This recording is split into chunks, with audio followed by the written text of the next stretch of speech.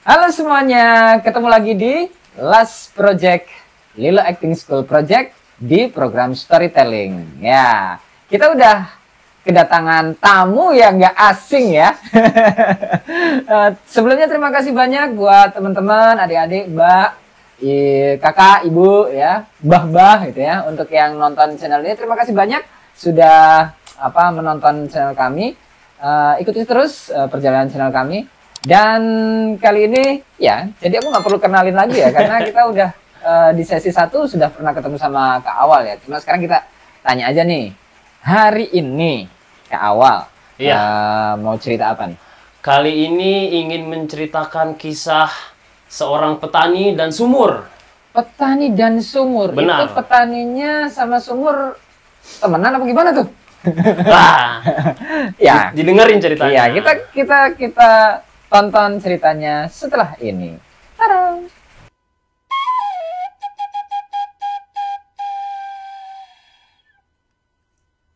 Suatu ketika, hiduplah seorang petani yang sedang menyirami kebun-kebunnya. Si petani ini, walaupun terpapar sinar matahari yang terik, panas, tapi senyum di wajahnya itu tidak hilang. Dia tetap saja melanjutkan kerjaannya untuk menyirami kebun-kebunnya itu. Sambil mengelap keringat di kepalanya, si petani ini pun berkata, akhirnya, tidak lama lagi, tabunganku akan terkumpul semua. Seandainya hasil panen kali ini sukses, akhirnya tabungan yang aku tabung selama ini akan cukup untuk membeli sumur, kata si petani itu. Memang si petani ini dari dulu bertahun-tahun sejak dia mulai bercocok tanam, dia itu selalu pergi ke tempat di mana mata air jauh sekali kalau dia ingin pergi untuk menyirami semua kebun-kebunnya itu. Jadi dia benar-benar berharap kalau hasil panennya itu sukses, uangnya cukup untuk bisa membeli sumur.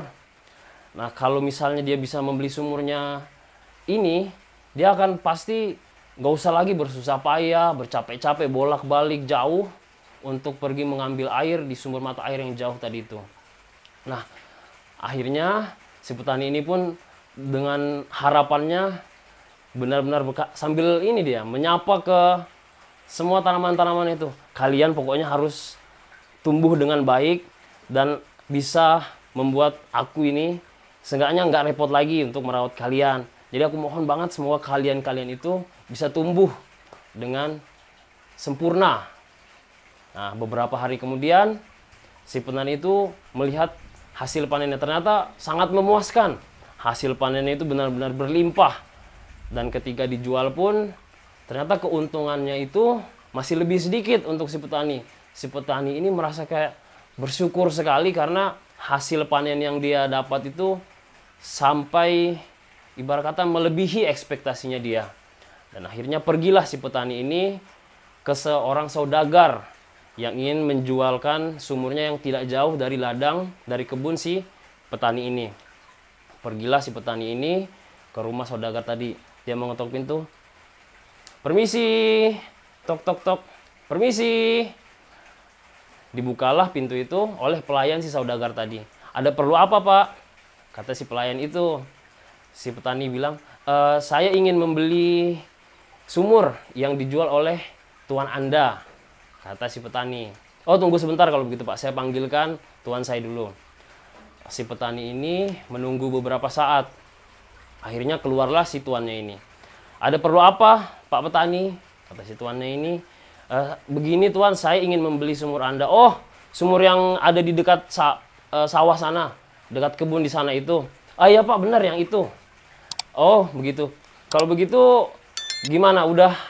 Udah mau beli secara keseluruhan atau mau kredit dulu?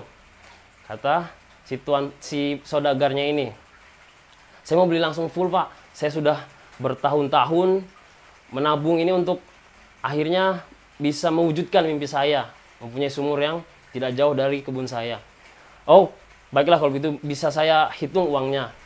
Dihitunglah uangnya, ternyata cukup. Dan akhirnya si petani ini merasa kayak bernapas lega. Akhirnya mereka saling berjabat tangan antara petani dengan si saudagar ini untuk mensahkan transaksi mereka. Setelah si saudagar ini melihat si petani itu pergi, tiba-tiba ekspresi di wajah saudagarnya ini tersenyum. Tapi bukan senyum bahagia, senyum senang, tapi melainkan senyum yang licik. Nah, setelah beberapa saat, kemudian si petani ini kembali ke rumahnya untuk istirahat. Keesokan harinya, begitu petani ini dengan semangatnya ingin kembali ke sumur itu untuk mengambil air, karena sekarang dia kan udah punya sumurnya itu. Udah merasa kayak senang, girang, dan seketika dia melihat dari kejauhan itu, di sumurnya itu ada 2 orang penjaga. Jadi si petani ini merasa senang juga, kayak, tuan saudagar ini baik sekali. Sudah menjualkan sumur yang berharganya untukku, dan malah sekarang pun dijagain oleh orang, oleh penjaganya. Jadi biar aman, pikir si petani seperti itu. Begitu si petani mendekati sumur itu, dihadanglah oleh si penjaga ini. Berhenti, Anda ada perlu apa di sini? Oh, saya pemilik sumur ini, kemarin saya sudah ke saudagar ini untuk membeli sumur ini. Oh, jadi kamu si petani kemarin ini. Benar, Pak. Tujuan Anda kemari apa untuk sekarang? Kata si penjaganya ini. Saya ingin mengambil air di sumur saya, Pak. Kata si petani ini. Kamu ingin mengambil air dari sumur sini, tapi kan yang kamu beli itu sumurnya, bukan airnya. Lah, tapi kan Pak, saya sudah membayar dengan jerih payah saya selama ini. Pesan dari Tuhan saya seperti itu, yang Anda beli itu sumurnya, bukan airnya. Kalau Anda pengen ambil airnya, silahkan sewa lagi untuk airnya. Kata si penjaga itu. Si petani yang mendengar ini shock, kaget. Dan ada rasa kesal juga. Hasil jerih payahnya yang selama ini dia kumpulkan, tapi tidak bisa digunakan. Akhirnya si petani ini pun pergi dengan rasa kecewa. Tapi si petani ini pun masih punya setitik harapan. Jadi dia ingin melaporkan ini ke kerajaan, agar si raja ini bisa memberikan keadilan untuk si petani ini. Pergilah dia ke istana. Di depan istana dia melaporkan ke prajurit yang sedang berjaga di sana untuk memberikan pesan kepada raja kalau si petani ini ingin meminta keadilan. Disuruhlah tunggu untuk beberapa saat. Tunggu sebentar di sini, saya akan melaporkan ini ke paduka raja, kata pengawal prajurit yang ada berjaga tadi di istana itu. Beberapa saat kemudian diundanglah si petani ini ke singgasana kerajaan. Begitu berhadapan dengan raja, si petani ini bilang, "Yang mulia, tolong berikan aku keadilan." Kata si raja ini, "Keadilan seperti apa yang engkau inginkan, wahai tuan petani?" Kemudian petani ini menceritakanlah kisahnya. Kalau dia itu sudah bersusah payah bertahun-tahun menabung uang dan ingin membeli sumur yang sudah dia mimpikan, yang sudah dia idam-idamkan selama ini. Tapi begitu ia ingin mengambil air dari sumur itu, dilarang oleh si pemilik sumur sebelumnya. Kalau sumur yang dia jual itu cuma sumurnya, tapi airnya tidak. Mendengar cerita dari si petani ini, sang raja pun memegang kepalanya, menghela-hela gitu. Dasar para saudagar ini. Masih ada aja yang curang, masih ada aja yang rakus. Dan akhirnya si raja ini menoleh ke 9 penasehatnya. Raja ini terkenal dengan kebijaksanaannya, kebaikannya. Walaupun dia punya kekuasaan yang benar-benar kuat, tapi dia tidak semena-mena dan selalu meminta pendapat dari 9 penasehatnya ini. Kemudian si raja itu berkata ke salah satu dari mereka, "Bagaimana pendapat kalian?" Kemudian para penasehatnya itu berpikir satu persatu, dan sang raja pun kemudian menunjuk salah satu dari mereka. "Birbar, bagaimana menurutmu?" Kata paduka. Kata sang raja tadi itu, "Saya akan menyelesaikan masalah ini." Kata si Birbar tadi ini, salah satu penasehat dari raja. "Apakah kamu bisa benar-benar yakin untuk memberikan keadilan yang terbaik untuk si tuan petani ini?" "Saya akan menyanggupi semuanya, yang mulia," kata si Birbar tadi. "Baiklah kalau begitu. Pergilah kamu dengan petani ini untuk mendengarkan bahwa apakah ceritanya ini jujur, benar, ataukah sebuah kebohongan. Baik yang mulia. Akhirnya pergilah Birbar dengan petani tadi. Sesampainya si petani tadi di sumur, diulanglah kejadian tadi. Begitu petaninya datang, tapi ditolak oleh penjaga dari si saudagar kaya itu. Si Birbar ini melihat semua kejadian itu, oh ternyata yang diceritakan oleh si petani ini sungguh-sungguh kebenarannya, bukan sebuah kebohongan. Akhirnya dituliskanlah surat kepada saudagar ini untuk disidang bagaimana keputusannya ke depannya seperti apa. Nah, si saudagar kaya ini tadi menerima surat dari si Birbar, si penasihat raja, walaupun dia sudah membaca tentang sidang apa yang akan diberikan kepada dia, dia tetap merasa percaya diri, tidak takut, tidak gemetar sama sekali, karena dia merasa kalau pembelaan yang dia punya itu sah-sah saja, nggak ada kekurangannya, nggak ada kesalahannya, celah-celahnya pun tidak ada. Akhirnya dia melangkah ke pengadilan dengan kaki yang ringan dan juga dengan rasa percaya diri yang tinggi. Sesampainya di pengadilan, ditanyailah si saudagar kaya ini oleh si Birbar, apakah benar kamu sudah menjualkan sumur ini kepada petani yang ada di sana itu? Kata si Birbar ini, benar, saya menjualkan kepada petani itu sumur saya.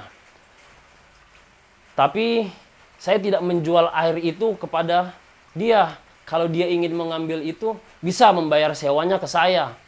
Kata si saudagar kaya tadi, dengan nada yang percaya dirinya itu, yang dia merasa kalau ini tuh sah-sah saja, baik-baik saja. Nggak mungkin dia akan dapat kesalahan, dihukum. Dia berpikir seperti itu. Kemudian Birbar mengucapkan, kalau begitu kamu sebagai yang punya air harusnya membayar sewa ke si petani itu. Bukannya sumur itu sudah kau jual ke dia. Dan lantas karena kamu menyimpan air di situ selama beberapa hari pun kamu harus tetap bayar sewanya ke si petani itu. Mendengar ucapan dari Birbar tadi, si saudagar ini tiba-tiba merinding, keringat dingin, dan tahu kalau ternyata pembelaan yang dia punya itu bisa dilawan oleh si Birbar dan lebih masuk akal. Akhirnya dengan keputusan si Birbar dan dengan juri-juri yang ada di sana, dinyatakan bersalahlah si saudagar kaya ini. Akhirnya dikembalikanlah kembali semua kepemilikan sumur dan air-air dan semuanya itu kepada si petani tadi. Nah, begitu ceritanya teman-teman.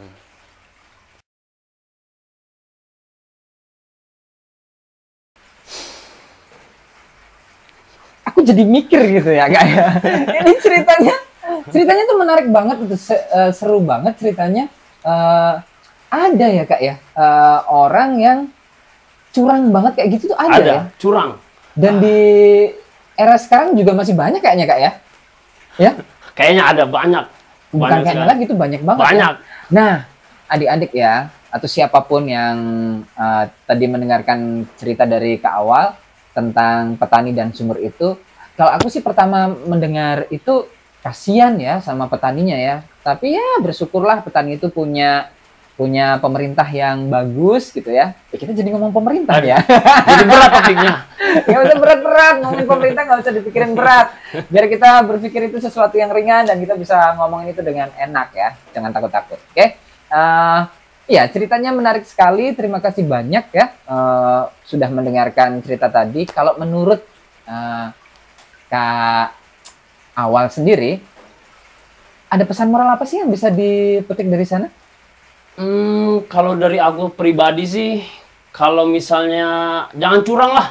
Kalau bisa jujur aja. Nggak ada salahnya kalau jujur gitu, lebih baik daripada bersifat jauh lebih baik ya. Walaupun itu terdengar atau terasa kadang pahit ya, tapi kalau jujur itu suatu saat akan menghasilkan buah yang manis. Benar. Ya?